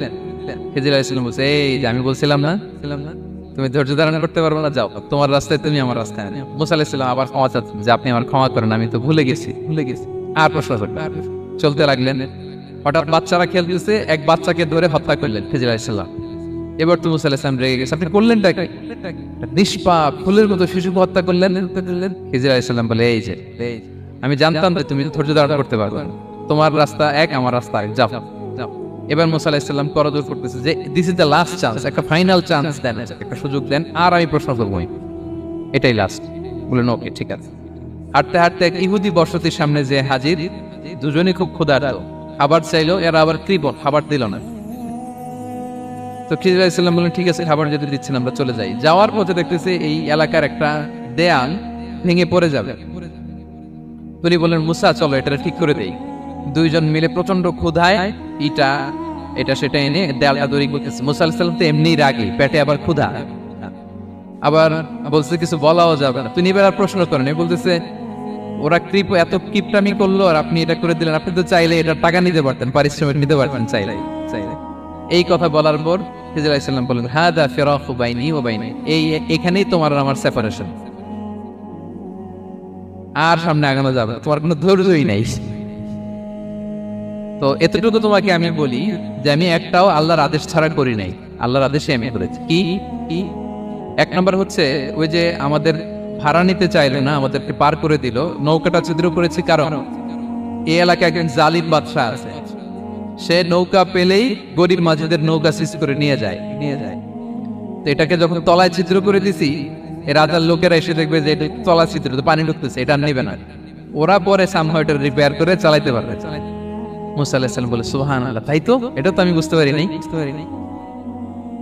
আর ওই ছোট শিশুটাকে হত্যা করছি, ও অনেক বড় জালিম হবে এলাকার, তার ফিতনায় এলাকাবাসী তটস্থ থাকবে, সে তার মা বাবাকেও জাহান্নামে নেবে। এজন্য আল্লাহ তাআলা আদেশ দিয়েছেন আমাকে, আল্লাহর আদেশে আমি তাকে হত্যা করেছি। মুসা আলাইহিস সালাম বললেন, তাই তো, এটা তো অনেক ভালো কাজ করছেন, তাই না? বলতেছে তাহলে ওইটা বলেন, খাবারও দিল না, এত কৃপণ, এদের দেয়াল কেন ঠিক করতে গেলেন আপনি? তখন তিনি বললেন যে আসলে এটা একটা ইয়াতিমদের ঘর ছিল, দুইটা ইয়াতিম শিশু, তাদের বাবা মা খুব ভালো ছিল, আর এই দেয়ালের নিচে আসে গুপ্তধন, এই দেয়ালটা পড়ে যাবে, এই গুপ্তধন তারা ছোট মানুষ নিতে পারবে না, এলাকাবাসী তাদেরকে বঞ্চিত করে নিয়ে যাবে। আমি দেয়াল গড়ে দিলাম যাতে করে তারা যখন প্রাপ্তবয়স্ক হয় নিজেদের সম্পদ নিজেরা বুঝে নিতে পারে। সুবহানাল্লাহ বিহামদিহি। মুসা আলাইহিস সালাম বলে, তাই তো, এগুলো তো আমি বুঝতে পারি নাই। তো এই ছিল খুব সংক্ষিপ্ত পরিসরে মুসা আলাইহিস সালাম খিজির আলাইহিস সালামের ঘটনা। তো রাসূল সাল্লাল্লাহু আলাইহি ওয়াসাল্লাম বুখারীতে একটা চমৎকার কথা বলেছেন, তিনি বলেছিলেন ওয়াদিদনা আন্না মুসা সাবার হাত্তা ইউকাসসা আলাইনা মিন আমরিহি। রাসূল সাল্লাল্লাহু আলাইহি ওয়াসাল্লাম বলেছিলেন, ইস, আমার ভাই মুসা যদি আরেকটু ধৈর্য ধরতো তাহলে আরো কিছু অজানা তথ্য আমরা জানতে পারতাম। এখান থেকে, এই ঘটনা থেকে আমরা কি শিখলাম? প্রথম যেটা আমরা শিখলাম, জ্ঞান নিয়ে বড়াই করতে নেই, ঠিক কিনা? জানার জন্য শেষ নেই, জাননেওয়ালার উপরও জাননেওয়ালা আছে, জ্ঞানীর উপরও জ্ঞানী আছে। আপনি কিছু জেনেই মনে করবেন না আমি সব জানি। আপনার চাইতেও বেশি জ্ঞানী অনেকে আছে। অনেক সময় বক্তার চাইতেও শ্রোতারা অনেক জ্ঞানী। হয়তো এখানে এমন অনেক জ্ঞানী লোক আছে যার ধারে কাছেও আমরা কেউ নেই, হতে পারে। সো আমি সব জানি, এটা ভুল, এটা শয়তান বলে। এটা কে বলে? শয়তান বলে। আবু নওয়াস একটা কবিতা লিখেছেন, ওয়াকুল লিমান ইয়াদঈ ফিল ইলমি ফালসাফাতান হাবাসতা শাইআন ওয়া গাবাত আনকা আশিয়াউ। কেউ যদি বলে আমি সব জানি, তুমি তাকে বৃদ্ধাঙ্গুলি দেখিয়ে বলো আপনি কিছুই জানেন না, আপনি অল্প কিছু জেনেছেন, জানার এখনো অনেক বাকি। তাহলে মুসা আলাইহিস সালামের এই ঘটনা জিজ্ঞেস করা হলো কে জ্ঞানী, উনি বললেন আমি জ্ঞানী। এরকম কি আমরা কখনো বলবো? না। সবচাইতে বড় জ্ঞানী কে? ওয়া ফাওকা কুল্লি যী ইলমিন আলিম। সবচাইতে বড় জ্ঞানী আল্লাহ তাআলা। সো জ্ঞান নিয়ে আমরা অহংকার করব না। 2 নম্বর যে শিক্ষাটা আমরা পাই, ওই যে নৌকা দিয়ে পারাপার হচ্ছিল, তখন একটা চড়ুই পাখি এসে সাগরের মধ্যে মুখ দিয়েছিল। তো খিজির আলাইহিস সালাম বললেন, মুসা, তুমি কি চড়ুই পাখিটা দেখতে পাচ্ছ? হ্যাঁ, দেখতে পাচ্ছি। চড়ুই পাখিটা যে সাগরে মুখ দিয়ে দেখতে পাচ্ছ? হ্যাঁ, দেখতে পাচ্ছি। তখন খিজির আলাইহিস সালাম বললেন, চড়ুই পাখিটা সাগরে মুখ দিয়ে পানি খাওয়ার পরে চড়ুই পাখির ঠোঁটে বা চঞ্চুতে যতটুকু পানি লেগে আছে, এই পানিটা হচ্ছে তোমার, আমার এবং মহাবিশ্বের আমাদের সকলের জ্ঞান। আর এই মহাসাগরের সকল পানি হচ্ছে আল্লাহ তাআলার জ্ঞান। আল্লাহ তাআলা বলেছেন, ওমা উতীতু মিনাল ইলমি ইল্লা কালিলা। আমি তোমাদেরকে একেবারে অল্প জ্ঞান দিয়েছি, একেবারে অল্প। এই রহস্যে ঘেরা এই মহাবিশ্বের অনেক কিছু আমাদের অজানা। প্রিয় ভাইরা, আমরা অনেক কিছু জানি না, আমাদের এই লিমিটেড নলেজে এগুলো ধরে না। তারপর আমরা জ্ঞানের বড়াই করি। আপনারা উপমাটা বুঝতে পারছেন? একটা নৌকা থেকে চড়ুই পাখি ঠোঁট দিয়ে পানি খাচ্ছে, পানি খাওয়ার পরে স্বভাবতই চড়ুই পাখির ঠোঁটে একটু পানি তো লাগবে। খিজির বললেন যে এই পানিটা হচ্ছে তোমার, আমার, পৃথিবীর সবার জ্ঞান। আর এই সাগরের বাকি পানিগুলো কার জ্ঞান? এবার বুঝতে পারছেন আল্লাহ তাআলার জ্ঞানের পরিধি। আমরা জ্ঞান নিয়ে যেন কখনো কি না করি, বড়াই না করি। জ্ঞান 2 ধরনের, একটা বাহ্যিক জ্ঞান, একটা অন্তর্নিহিত জ্ঞান। External knowledge, internal knowledge. আমরা যখন কোরআন হাদিস পড়ি আমাদের বাহ্যিক জ্ঞান অর্জন হয়। কোরআন হাদিস পড়লেই আপনি জ্ঞানী হয়ে যান। এটা কোরআন হাদিস পড়তে হয়, এটা ডাইজেস্ট করতে হয়, এটার উপর আমল করতে হয়। এই জ্ঞান অর্জন শেষে এরপরে আল্লাহর প্রিয় বান্দাদেরকে আল্লাহ অন্তরে ইলমের নূর দেন, ইলহাম দেন। That is the knowledge, that is the pure knowledge. আপনি হাফেজে কোরআন হয়ে ভাবেন আপনি সব জানেন, আপনি বুখারী মুখস্থ করে ভাবেন না সব জানেন। এই সব জ্ঞান অর্জন করার পরে ইলমের নূর হাসিল হয়, সেটা আল্লাহ সবার দেয় না। সো এই অন্তর্নিহিত জ্ঞান, দূরদৃষ্টি, farsightedness, that is the pure knowledge. এটার জন্য বছরের পর বছর, যুগের পর যুগ সাধনা করতে হয়। সেটার জন্য এই জ্ঞান অর্জনের জন্য 3টা জিনিস করতে হয় ইলমের নূর অর্জনের জন্য। কয়টা? 1 হচ্ছে বিনয়, 2 হচ্ছে সফর, 3 হচ্ছে সবর। আবার বলি, 1 হচ্ছে বিনয়, 2 হচ্ছে সফর, 3 হচ্ছে সবর। আল্লাহ তাআলা আল্লাহর নবীকে তাওরাত দেওয়ার পরেও আরো ট্রেনিং সেশন করাইছেন খিজির আলাইহিস সালামের কাছে। যাও, ওনার কাছে গেলে তুমি ছোট হবা, উন্নত হবা। জ্ঞান যদি আমি নিতে চাই আমাকে ছোট হইতে হবে। ধরেন একটা গ্লাস থেকে একটা খালি গ্লাসে পানি ঢালবো, তো যেটাতে নেওয়া হবে এটা উপরে থাকলে হবে? যেই গ্লাসটার মধ্যে পানি আছে এটা উপরে থাকবে, ওইটা ব্ল্যাঙ্ক গ্লাসের মধ্যে পড়বে। আপনি নলেজ এলেম নিতে চাইলে আপনাকে নিচে থাকতে হবে, উনি উপরে থাকবেন। আপনার শায়েখ আপনাকে দিবে, আপনার উস্তাজ আপনাকে দিবে, আপনার মুর্শিদ আপনাকে দিবে। বুঝতে পেরেছেন? তাহলে আমাদেরকে হাম্বলনেস লাগবে, শিখতে হইলে হাম্বল হইতে হয়, বিনয়ী হইতে হয়। আচ্ছা, 2 নাম্বার সফর করতে হয়। এটা আল্লাহ মুসা আলাইহিস সালামকে দিয়ে করাইছেন, যাও যাও পিছে পিছে উস্তাদের পিছে পিছে ঘুরো। তো এজন্য সফর করতে হয়। এখন ঘরে বসে অনেক কিছু জানা গেল, উস্তাদের সান্নিধ্য লাগে, সফর করতে হয়। আমাদের ক্লাসিক আলেমরা হাদিস কালেকশনের জন্য শহরকে শহর সফর করতেন। এখন আমাদের আলেমরা দেওবন্দে যায়, মিশরে যায়, মদিনায় যায়, এখানকার মালয়েশিয়ান স্টুডেন্টরা দেশে বিদেশে যে নলেজ অর্জন করে। সফর আপনাকে লাগবেই। তাহলে বিনয়, সফর, 3 নম্বরে কি সবর, ধৈর্যশীল হইতে হবে। মুসা আলাইহিস সালাম বারবার প্রশ্ন করে ফেলতেছেন, বারবার অদাবঙ্গ করতেছেন, এরকম করলে হবে না। ধৈর্য লাগবে, ধৈর্যের বলে বলিয়ান হলে তখনই আপনার মধ্যে ইলম আসবে। তাহলে জ্ঞানের ফিতনায় পড়ার আর আমাদের কোনো সম্ভাবনা আছে? আমরা বিনয়ী হব, আমরা জ্ঞান আল্লাহর দিকে ফিরাই দেব, আমরা বলবো উনি সবচেয়ে ভালো জানেন। পারা যাবে তো ইনশাআল্লাহ? আচ্ছা, আমি একেবারে শেষ পর্যায়ে চলে আসছি, 2 মিনিটের মধ্যে শেষ করে দিয়েছি। 3 নাম্বার ছিল কিসের ফিতনা? 4 নাম্বার ক্ষমতার ফিতনা। এই ফিতনা থেকে বাঁচার জন্য সর্বশেষ আল্লাহ তাআলা যুলকারনাইনের ঘটনা বলেছেন। অনেক বড় বাদশা ছিলেন, পৃথিবীতে 4 জন বাদশা গোটা বিশ্ব শাসন করেছেন। 2 জন কাফির, 2 জন মুমিন। কাফির একজন হচ্ছে নমরুদ, যিনি ইব্রাহিম আলাইহিস সালামকে আগুনে ফেলেছিলেন। আরেকজন হচ্ছে বখতনাসার, যাকে ইংরেজিতে বলে নেবুচারনেজার দ্য সেকেন্ড, দ্বিতীয় নেবুচারনেজার। তারা কোনো নির্দিষ্ট এরিয়ার বাউন্ডারির বাদশা না, গোটা বিশ্বের বাদশা ছিলেন এই 2 জন কাফির। আর 2 জন বাদশা ছিলেন গোটা বিশ্বকে শাসন করেছেন, তারা ছিলেন মুমিন। একজন হচ্ছে সুলাইমান আলাইহিস সালাম, আল্লাহর নবী। আরেকজন হচ্ছে যুলকারনাইন, গোটা বিশ্ব শাসন করেছেন, প্রাচ্য থেকে পাশ্চাত্য সব জায়গায় তিনি গিয়েছেন, ইসলামের বাণী প্রচার করেছেন, জালিমদেরকে শায়েস্তা করেছেন। তো এরকম দিক বিদিক তিনি জয় করতেছিলেন। অনেকে যুলকারনাইনকে আলেকজান্ডার দ্য গ্রেটের সাথে গুলিয়ে ফেলে না। ম্যাসিডোনিয়াতে যে আলেকজান্ডার দ্য গ্রেট ছিল, উনি আর যুলকারনাইন এক নন। যুলকারনাইন হচ্ছে আল্লাহ তাআলার প্রিয় একজন বান্দা, অনেক বড় সাহসী বীর পুরুষ ছিলেন, গোটা বিশ্বে ইসলাম প্রচার করেছেন। করতে করতে করতে করতে অনেক বড় ঘটনা, আমি সব শেষের ঘটনাটা বলি। উনি জর্জিয়া, বর্তমান যে জর্জিয়ার তিবলিসি এরিয়া, এখানে এসে একটা এলাকার সন্ধান পেলেন, যারা আমাকে এসে বলল যে এখানে একটা জঙ্গলি গ্রুপ আছে যাদের নাম ইয়াজুজ মাজুজ, তারা এসে আমাদের উপর হামলা করে। হে যুলকারনাইন, আমরা আপনাকে ট্যাক্স কালেক্ট করে দিচ্ছি, আপনি তাদের মাঝে আর আমাদের মাঝে একটা প্রাচীর তৈরি করে দেন। আপনারা ইয়াজুজ মাজুজের নাম শুনেছেন না? ইংরেজিতে বলে গগ ম্যাগগ। নূহ আলাইহিস সালামের 4 সন্তান ছিল, হাম, সাম, ইয়াফাস, কানাআন। এই ইয়াফাসের বংশধর হচ্ছে ইয়াজুজ মাজুজ, জঙ্গলি, হাজার হাজার শুধু বংশ বিস্তার করে। তারা এসে লোকালয়ে মানুষের উপর আক্রমণ করে, তাদের গবাদি পশু এগুলো ছিনিয়ে নেয়, ফলমূল খেয়ে ফেলে।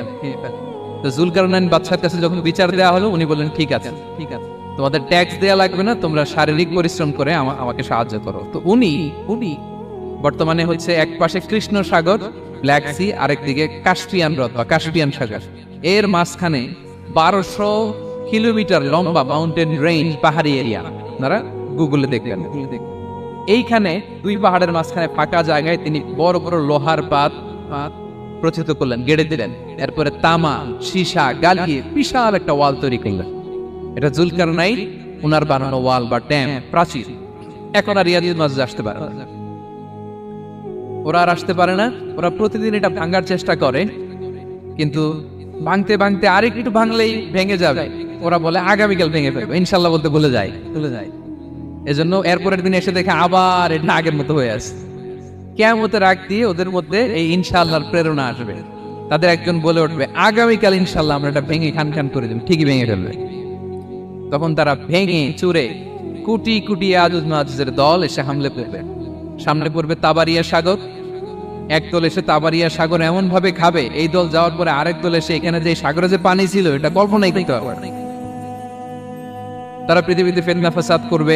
ঈসা আলাইহিস সালাম তখন আসবেন, দোয়া করবে আল্লাহ তাআলার কাছে মুমিনরা, একটা মহামারী দিবে আল্লাহ তাআলা ইয়াজুজ মাজুজের মধ্যে, ওরা মরে যাবে সব।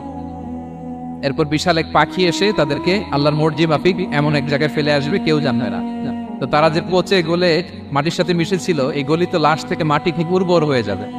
এরপর আল্লাহ তাআলা পৃথিবীর কিন্তু বারাকা দিবেন, কিছু রোপণ করলে তাড়াতাড়ি ফুলে ফেপে বড় বড় ফল হচ্ছে। তো এটা কিয়ামতের আলামতের অন্য কোনো আলোচনায় হয়তো আমরা বলবো। তো জুলকারনাইন তিনি বিশাল এখানে প্রাচীর তৈরি করে দিয়েছিলেন, এবং প্রাচীর তৈরি করে দিয়ে তাদেরকে বলেছিলেন যে যতদিন আল্লাহ তাআলা চাইবেন এটা থাকবে, এবং যেদিন আল্লাহ তাআলার আদেশ আসবে এটা ভেঙে খান খান হয়ে যাবে। তার মানে দেখেন, এত পাওয়ারফুল, এত শক্তিশালী, এত ক্ষমতাধর হওয়ার পরেও তিনি তার ক্ষমতাকে কার দিকে ফিরিয়ে দিয়েছেন? যে আল্লাহ যতদিন চাইবে এই প্রাচীর টিকে থাকবে, যেদিন আল্লাহ তাআলার আদেশ আসবে এই প্রাচীর ভেঙে খান খান হয়ে যাবে। সো আমরা ক্ষমতার দেখা পেলে, চেয়ার একটা পেলে আমরা যেন জালিম হয়ে না উঠি, এটা হচ্ছে এখান থেকে শিক্ষা। আমরা যেন জুলুম না করি। উনি সম্পদের মালিক ছিলেন, ক্ষমতার মালিক ছিলেন, কিন্তু উনি যে আল্লাহর বান্দা এটা ভুলে যান নাই। আমরা যখন ক্ষমতাশীল হই, আমরা যখন প্রধানমন্ত্রী হই, আমরা যখন প্রেসিডেন্ট হই, আমরা যখন পাওয়ারফুল হই, আমাদের সবচেয়ে বড় পরিচয় যে আমরা আব্দুল্লাহ, আল্লাহর গোলাম, এটা আমরা ভুলে যাই।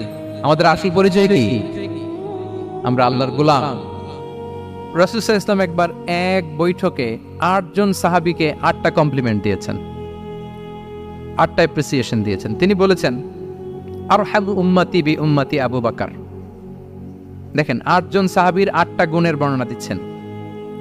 তিনি বললেন, আমার উম্মতের মধ্যে সবচাইতে রহম দিলের সাহাবী হচ্ছে কে? সবাই বলুন তো কে? আবু বকর রাদিয়াল্লাহু তাআলা। এত রহম দিলের ছিলেন, উনি যখন আল্লাহ রাসূল সাল্লাল্লাহু আলাইহি ওয়াসাল্লামের ইন্তেকালের পরে মসজিদে নববীতে যখন নামাজে দাঁড়াতেন, কান্নার চোটে উনি কেরাতই পড়তে পারতেন না। কমপ্লেন করতো সাহাবারা যে আমরা তো কেরাত বুঝি না, একটু স্পষ্ট করে পড়েন, কান্না একটু থামান। কেন কাঁদতেন? কারণ উনি যখন নামাজে দাঁড়াতেন ওনার ফিলিংসটা হতো এরকম যে কাইফা আকুমু মাকামা রাসূলিল্লাহ, আমি রাসূলের জায়গায় কিভাবে দাঁড়াই? এখানে তো আমার রাসূল দাঁড়িয়ে ইমামতি করেছেন, আমি নবীর জায়গায় দাঁড়িয়ে কিভাবে নামাজটা পড়াই? এই অনুভব থেকে উনি যে কাঁদতে শুরু করতেন, এই কান্নার ধাক্কায় উনি আর তেলাওয়াতই আগাতে পারতেন না। আরহামু উম্মতি বি উম্মতি আবু বকর। আমার উম্মতের মধ্যে সবচেয়ে রহম দিলের হচ্ছেন আবু বকর। ও আসাদ্দুহুম ফি আমরিল্লাহি উমর। দেখেন, প্রশংসা করতেছেন। আর আমার উম্মতের মধ্যে আল্লাহর দ্বীন বাস্তবায়নে সবচাইতে কঠোর হচ্ছে ওমর। মুনাফিকরা ওনাকে জমের মতো ভয় পেত, ইভেন শয়তান ভয় পেত। রাসূল সাল্লাল্লাহু আলাইহি ওয়াসাল্লাম বলেন, ওমর তুমি যদি এই রাস্তা দিয়ে হাঁটো, শয়তান যদি দেখতে পায়, শয়তান এই রাস্তা রেখে দিয়ে অন্য কোনো রাস্তা থাকলে ওইটা দিয়ে হাঁটে। সুবহানাল্লাহ। আমাদের অনেক সময় এমন হয় না যে আমাদের বাচ্চারা, ছেলেমেয়েরা খেতে চায় না, আমাদের নাতি নাতনিরা খেতে চায় না, মায়েরা খাবার নিয়ে পেছনে পেছনে ঘুরে, আর তখন ভয় দেখায়, এই রাত্রিবেলা তাড়াতাড়ি খাও, ওই যে বাঘ আসবে, বাঘ, বিড়াল আসবে, বিড়াল, তাড়াতাড়ি না খেলে কিন্তু ভূত আসবে, ভূত। এরকম বলেন আপনারা? বলেন না? এই দায়িত্ব তো আপনাদের কাঁধে থাকে না? তো ওই যে আমাদের বোনরা বলতে পারবে, বোনরা খাবার নিয়ে ঠিকই রাত্রিবেলায় বাচ্চাদের পেছনে পেছনে এরকম দৌড়াতে হয়। তো কি বলতে হয়? যে এই ভূত আসলো, ভূত, ওই যে বিড়াল আসলো, বিড়াল, কুকুর আসলো, এইগুলো বললে বাচ্চারা আবার ভয় পায়, তাড়াতাড়ি করে খায়। তো মদিনাতেও মদিনার বাচ্চারা খেতে চাইতো না। তো খেতে না চাইলে মায়েরা ভূত আসতেছে, ভাল্লুক আসতেছে, এগুলো না বলে বলতো, হা হুয়া ইয়াতি উমর, ইয়াতি উমর, তাড়াতাড়ি খাও, তাড়াতাড়ি খাও, ওই যে ওমর আসতেছে, ওমর। সুবহানাল্লাহ বিহামদিহি ওয়া আশাদ্দুহুম ফি আমরিল্লাহি উমর। আল্লাহর দ্বীন বাস্তবায়নে সবচেয়ে কঠোর ছিলেন ওমর রাদিয়াল্লাহু তাআলা আনহু। ওয়া আসদাকুহুম হায়াআন উসমান। সবচেয়ে লাজুক সাহাবী ছিলেন উসমান রাদিয়াল্লাহু তাআলা। শুধু অর্থ বলে যাই। ওয়া আকরাউহুম লিকিতাবিল্লাহি উবাই ইবনে কাব। সবচেয়ে কোরআনের ভালো কিরাত পড়তে পারতেন উবাই ইবনে কাব। আফরাদুহুম যায়েদ ইবনে সাবিত। উত্তরাধিকার বন্টনের নীতিমালা, ফারায়েজের জ্ঞান ছিল যায়েদ ইবনে সাবিত রাদিয়াল্লাহু তাআলা। ওয়া আ'লামুহুম বিল হালালি ওয়াল হারামি মুআদ ইবনে জাবাল। এই উম্মতের হালাল হারামের স্পেশালিস্ট সাহাবী হচ্ছেন মুআদ ইবনে জাবাল। আলা ওয়া ইন্না লিকুল্লি উম্মাতিন আমিনান ওয়া আমিনা হাদিহিল উম্মাহ আবু উবাইদা ইবনুল জাররাহ। সব উম্মতের একজন বিশ্বস্ত লোক থাকে, এই উম্মতের সবচাইতে বিশ্বস্ত লোক হচ্ছে আবু উবাইদা ইবনুল জাররাহ। দেখেন, 8 জন সাহাবীর 8টা গুণের কথা বললেন। আচ্ছা, রাসূল সাল্লাল্লাহু আলাইহি ওয়াসাল্লাম যখন সাহাবীদের প্রশংসা করেছেন, ওই সাহাবীদের কেমন লেগেছে বলেন তো? ফিলিংসটা ভালো লেগেছে না? হৃদয়ে জুড়িয়েছে, ইন্সপায়ার্ড হয়েছেন, মোটিভেটেড হয়েছেন, আরো ভালোর প্রতিযোগিতা কি করে করা যায়। সাহাবীদের মধ্যে সবচাইতে সুরেলা গলার কণ্ঠের অধিকারী ছিলেন আবু মুসা আল-আশআরী রাদিয়াল্লাহু তাআলা আনহু। তো রাসূল সাল্লাল্লাহু আলাইহি ওয়াসাল্লাম একবার রাত্রিবেলা তার বাসার পাশ দিয়ে যাচ্ছিলেন, দীর্ঘ সময় ওনার কণ্ঠের তেলাওয়াত শুনলেন। পরের দিন সকালে বললেন যে, আবু মুসা, তুমি তো চমৎকার গলায় তেলাওয়াত করো। আবু মুসা বলে, ইয়া রাসূলুল্লাহ, আমি তো কোনোদিন আপনার সামনে দাঁড়িয়ে তেলাওয়াত করি না, আপনি কি করে জানলেন? রাসূল সাল্লাল্লাহু আলাইহি ওয়াসাল্লাম বললেন, গত রাতে তুমি যখন তেলাওয়াত করছিলে আমি তোমার ঘরের পাশ দিয়ে যাচ্ছিলাম, আমি মনোযোগ দিয়ে শুনেছি। আবু মুসা বলে, ইয়া রাসূলুল্লাহ, আপনি আমার তেলাওয়াত শুনতেছেন, ওইটা জানলে তো আমি ফজর পর্যন্ত তেলাওয়াত চালিয়ে যেতাম, হাত্তাল ফাজর আমি তেলাওয়াত চালিয়ে যেতাম ইয়া রাসূলুল্লাহ। আল্লাহ রাসূল সাল্লাল্লাহু আলাইহি ওয়াসাল্লাম তখন বললেন, লাকাদ উতিতা মিজমারান মিন মাযামিরি আলি দাউদ। হে আবু মুসা, দাউদ আলাইহিস সালামের গলায় আল্লাহ তাআলা যেমনি সুরের ঝংকার দিয়েছেন, এই উম্মতের মধ্যে তোমার গলায় আল্লাহ সেই সুরের লহরী ঢেলে দিয়েছে। বলেন, এই অ্যাপ্রিসিয়েশন যখন রাসূলের মুখ থেকে পাইলো কেমন লাগবে ওনার? বলেন। এখানে ধরেন আপনি কেউ হাফেজে কোরআন, শেখ সুদাইস যদি বলে যে মাশাআল্লাহ মাশাআল্লাহ আনতা কারিউল কুররা, আপনাকে যদি এটা বলে কেমন লাগবে আপনার? হ্যাঁ, সারা দুনিয়া তো এটা বলে বেড়াবেন যে শেখ সুদাইস আমার রেসিটেশনের প্রশংসা করেছে, খাবার ইমাম আমার প্রশংসা এপ্রিসিয়েট করেছে। আর স্বয়ং রাসূলুল্লাহ সাল্লাল্লাহু আলাইহি ওয়াসাল্লাম যখন বলে তোমার গলায় আল্লাহ সুরের ঝংকার ঢেলে দিয়েছে, তখন ওনার কেমন লেগেছে? এজন্য আপনার ছেলে মেয়ে স্ত্রী বন্ধু আপনার সার্কেলের কেউ কোনো ভালো কাজ করলে কৃপণতা করবেন না, এপ্রিসিয়েট করুন। রাসূল সাল্লাল্লাহু আলাইহি ওয়াসাল্লাম এপ্রিসিয়েশন আমাদেরকে শিখিয়েছেন। ইভেন মুখাইরিক নামে এক ইহুদি ছিল, মদিনার সব ইহুদিরা বিট্রে করেছে, কিন্তু এই মুখাইরিক নামে এক ইহুদি উহুদের যুদ্ধে মুসলিমদের পক্ষে লড়াই করে নিহত হয়েছে। সে তার কথা রেখেছে। মুসলিম সাহাবীদের শহীদদের লাশের সাথে যখন এই ইহুদি তার লাশও আনা হলো, রাসূল সাল্লাল্লাহু আলাইহি ওয়াসাল্লাম তার দিকে তাকায় বললেন, মুখাইরিক খায়রু ইয়াহুদ, Mukhairiq is the best among Jewish. তিনি বললেন, মুখাইরিক, এই পৃথিবীতে যত ইহুদি আছে এখানকার ইহুদিদের মধ্যে মুখাইরিক হচ্ছে সবচেয়ে শ্রেষ্ঠ ইহুদি। দেখেন, মুখাইরিক কোন ধর্মের ছিলেন? মুসলিম নাকি? কোন ধর্মের? ইহুদি হওয়ার পরেও তাকে এপ্রিসিয়েশন করতে রাসূল সাল্লাল্লাহু আলাইহি ওয়াসাল্লাম ভুলেন নাই। তাহলে আমরা যেন এপ্রিসিয়েটিভ মাইন্ডসেটের অধিকারী হই। কটা গেল?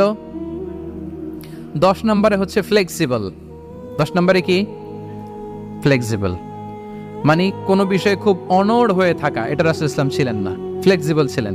আমরা অনেক সময় বলি না যে ভাই আপনি কি 9টায় আসতে পারবেন না 10টায়? বলে আমি ফ্লেক্সিবল উইথ দিস, মানে যেটা বলবেন আমার সমস্যা, এরকম ইজি গোয়িং ছিলেন উনি, গো ধরে থাকতেন না, যে কোনো পরিস্থিতিকে সামলে নিতেন। ফ্লেক্সিবল হচ্ছে যে কোনো পরিবেশ পরিস্থিতির সাথে নিজেকে মানিয়ে নেওয়া, খাপ খাওয়া, নিজেকে সামলে নেওয়া, সলিউশন বের করে ফেলা, এটা রাসূল সাল্লাল্লাহু আলাইহি ওয়াসাল্লামের ছিল, এটাকে বলে ফ্লেক্সিবল মাইন্ডসেট। নাজরানের 60 জন খ্রিস্টান পাদ্রী এসেছিল মদিনায় দেখা করতে। কোন ধর্মের? খ্রিস্টান। সবাই আওয়াজ করে বলুন, কোন ধর্মের? খ্রিস্টান। এখন এত মানুষকে সম্মানিত মেহমানকে উনি কোথায় বসতে দিবেন? পরামর্শ করলেন কোথায় বসতে দেওয়া যায়। এক সাহাবী বলে, আমার কাছে কিছু খেজুর পাতা আছে, ওটা বিছায়া একটা জায়গা করে ওখানে বসি। রাসূল ইসলাম বললেন, না, দামি মেহমান, এটা হয়। আরেকজন বলে, বিকেল বেলায় তো সূর্য পড়ে যাবে, পাহাড়ের ছায়ায় উহুদ পাহাড়ের ওই পাশে যেয়ে বসি। রাসূল ইসলাম বললেন, না, এটাও তো হয় না। বলতে বলতে ওই 60 জন পাদ্রী চলেই আসছেন এই মানে বিদেশি মেহমান, ফরেন ডেলিগেশন। কি করবেন? রাসূল ইসলাম 60 জনকে মসজিদে নববীর ভেতরে নিয়ে বসালেন। সুবহানাল্লাহ পড়তে পারলেন না? মসজিদে নববীর ভেতরে বসালেন। এবং সিরাতে ইবনে ইসহাকে এসেছে যে তখন ওদের আবার ইবাদতের সময় হয়েছে, রাসূল ইসলাম তাদেরকে ইবাদতেরও সুযোগ দিয়েছেন।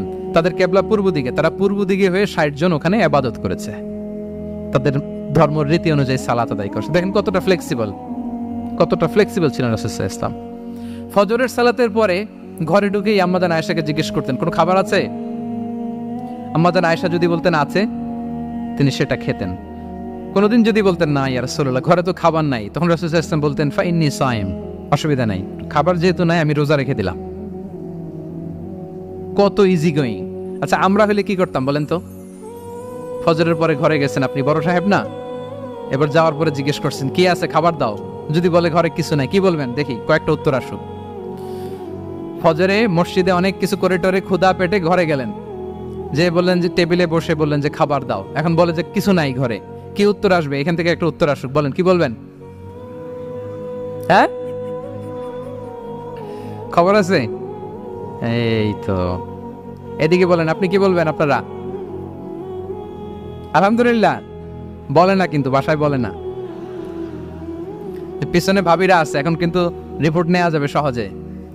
তো যদি আমরা আলহামদুলিল্লাহ বলি, that is called easy going and flexible mindset. এটাই হওয়া উচিত। খাবার থাকলে খেতেন, না থাকলে বলতেন okay I am fasting, it's not a big deal, ফাইন্নী সাইম। যেহেতু নাই কেয়ার করবো, আমি রোজা রেখে দিলাম, এরকম ইজি গোয়িং ছিলেন। দেখেন, his life was so simple but so special. হ্যাঁ, মুহাম্মদ সাল্লাল্লাহু আলাইহি ওয়াসাল্লাম তাহলে ফ্লেক্সিবল ছিলেন। কয়টা গেল? আর কয়টা বাকি? আচ্ছা, 5 মিনিটে শেষ করে দেই। 11 নম্বর হচ্ছে অপটিমিস্টিক মাইন্ডসেটের অধিকারী ছিলেন। অপটিমিস্টিক, প্যাসিমিস্টিক ছিলেন না, মানে ইতিবাচক চিন্তা করতেন সবসময়। সবসময় কি চিন্তা করতেন? আপনি আজকের এই হলরুমের কিছু ভুল ধরতে পারবেন না? যদি বলে যে কয়েকটা ভুল ধরেন, বলবেন যে এই সমস্যা, সাউন্ডের সমস্যা, ওইদিকে এটা নাই, ওইদিকে এটা নাই, এটা হচ্ছে ভুল। আপনি প্যাসিমিস্টিকটা ধরলেন।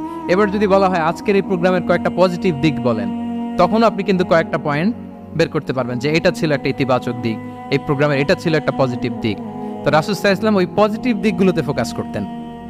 হ্যাঁ, come back positive, not go back negative. রাসূল সাল্লাল্লাহু আলাইহি ওয়াসাল্লামের কাছে এসে যদি কেউ বলতে, রাসূলুল্লাহ আমি খুব অসুস্থ, আমি খুবই অসুস্থ, রাসূল সাল্লাল্লাহু আলাইহি ওয়াসাল্লাম কি বলতেন জানেন? জি, রাসূল সাল্লাল্লাহু আলাইহি ওয়াসাল্লাম বলতেন লা বাসা আলাইকা তুহুরুন ইনশাআল্লাহ। ইয়া রাসূলুল্লাহ আমি অসুস্থ। রাসূল সাল্লাল্লাহু আলাইহি ওয়াসাল্লাম বলতেন আরে don't worry, it will cleanse up you from your sins if Allah wish. ইনশাআল্লাহ এতে তোমার যে গুনাহ টুনা আছে, পাপ আছে, এই পাপগুলোকে আল্লাহ তাআলা এই অসুস্থতা দিয়ে মোচন করে দিচ্ছেন। পড়েন সুবহানাল্লাহ। তাহলে আপনি অসুস্থতার মধ্যে একটু হালকা হলেন না, যে জ্বরে ভুগতেছি কিন্তু এই জ্বরে নাকি আমার গুনাহ মাফ হয়ে যায়। পেটের ব্যথায় আক্রান্ত, মাথা ব্যথায় আক্রান্ত, কিন্তু এটাতে নাকি আল্লাহ আমার পাপ মোচন করে দেয়, তাহলে একটু ভালো লাগবে না? তাহলে দেখেন, একটা কঠিন পরিবেশকে রাসূল সাল্লাল্লাহু আলাইহি ওয়াসাল্লাম সহজ করতেন। অসুস্থ শুনলেই লা বাস তুহুরুন ইনশাআল্লাহ, আর কিছু হবে না, আল্লাহ তোমার গুনাহ মাফ করে দিচ্ছে। অসুস্থ ব্যক্তি দেখলেই মাথায় হাত দিয়ে দোয়া করতেন, আল্লাহুম্মা রাব্বান নাস আযহিবিল বাস ইশফি আনতাশ শাফি লা শিফাআ ইল্লা শিফাউক শিফাআন লা ইউগাদিরু সাকামা। উজ্জীবিত হয়ে যেত অসুস্থ ব্যক্তি। আমরা কি করি? আমরা কি করি? কাউকে অসুস্থ দেখলে, রোগাক্রান্ত দেখলে, ওই রোগে সবচাইতে কষ্ট পেয়ে যে মারা গেছে তার ঘটনা বলা শুরু করি। হায় রে ভাই, আপনার ক্যান্সার, আমার এক খালা ছিল ক্যান্সারের 4th স্টেজে চলে গেছিল, 14টা কেমো দেয়া লাগছে, এই যে ফিরিস্তি একেবারে ওনার দাফন কাফন পর্যন্ত। এখন বলেন, ওই লোক যাও সুস্থ ছিল, এখন আর সুস্থ থাকবে? কথা বলেন, থাকবে? একটা দিব্যি সুস্থ মানুষকে যদি আপনি বলেন ভাই আপনাকে দেখতে কেমন যেন একটু রোগা রোগা লাগতেছে, অসুস্থ নাকি? এরপরে প্ল্যান করে ধরেন আপনি বললেন, উনি আবার ওদিকে যাওয়ার পরে আরেকজনকে প্ল্যান করে বলতে বললেন, বললো ভাই ব্যাপার কি, চেহারাটা কেমন শুকনা শুকনা। এরকম 5 জন বলার পরে ওই বিকেলে কাঁথা গায়ে দিয়ে শুয়ে ফেলবে বিছানায়। তবে আপনি অসুস্থ এমনি বানাই ফেলছেন। কিন্তু রাসূলুল্লাহ সাল্লাল্লাহু আলাইহি ওয়া আলিহি ওয়াসাল্লাম উনি বলতেন লা বাস আলাইক তুহুরুন ইনশাআল্লাহ, আরে সুস্থ হয়ে যাবা। এজন্য দেখতে গেলে আপনি উৎসাহিত করবেন, বলবেন আরে ভাই আপনার তো খুব সুস্থ লাগতেছে। কে বলছে আপনি অসুস্থ? অসুস্থতার কোনো ছোঁয়াই তো আপনার মধ্যে নাই। হ্যাঁ, you are looking very fine, চমৎকার লাগতেছে আপনার, কে বলছে? তো ভালো হয়ে যাচ্ছেন। এটা বললে উনি আশা পায়। আর আপনি যদি ওই রোগে সবচেয়ে কষ্ট পেয়ে যে মারা গেল, এই ঘটনা যদি ওনারে শোনান, উনি বাঁচবে বলেন? তাহলে আমরা মানুষকে উৎসাহিত করব, অপটিমিস্টিক হব, প্যাসিমিস্টিক হব না। এবার বলুন, হুনাইনের যুদ্ধে, কুইজ, হুনাইনের যুদ্ধ কত হিজরিতে হয়েছিল?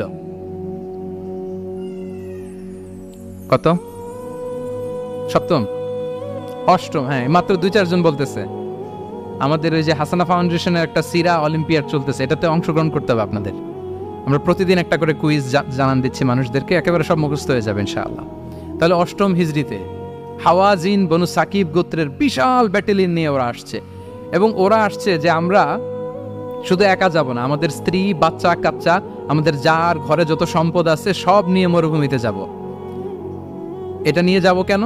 সবার মধ্যে যেন ইন্সপিরেশন আসে যে যদি আমরা হারি, আমরা সব শেষ, আমাদের সম্পদও নিয়ে যাবে। আর এগুলো রক্ষার জন্য হলেও মুহাম্মদের বিরুদ্ধে আমাদেরকে জয়লাভ করতে হবে। কি টেকনিক দেখেন! সব যখন নিয়ে দাঁড়াইছে বিশাল বাহিনী, এক সাহাবী এসে বলল, ইয়া রাসূলুল্লাহ, কালকে তো আমাদের খবর আছে, এই বাহিনীকে আমরা কি করে পরাস্ত করব? ইয়া রাসূলুল্লাহ, এসে দেখুন, পাহাড় থেকে দেখুন কত বিশাল বাহিনী। রাসূল সাল্লাল্লাহু আলাইহি ওয়াসাল্লাম দেখা মাত্রই বললেন, তিলকা গনিমাতুল মুসলিমিনা গাদান ইনশাআল্লাহ।